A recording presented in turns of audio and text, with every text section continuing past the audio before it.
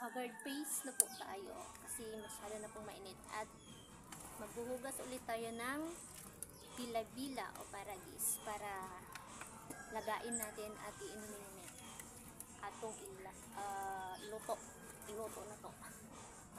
Hugasan muna natin siya ng marami para malinis na. Paragis. Ito po pala yung aking gamot, guys. Ang bila-bila. So, mainam po ito sa mga sakit-sakit. Very effective po. Proven test po. Dapat malinis na malinis po siya.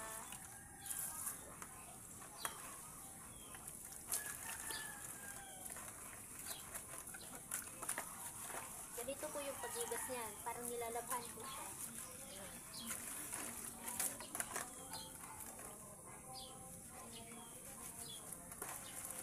Para matanggal po yung napakarami ng mga putik.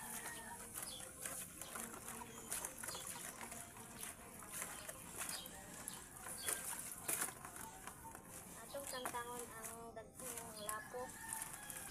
Yan. Maputi na po yung tubig, oh. Hindi na po siya madumi or lapot.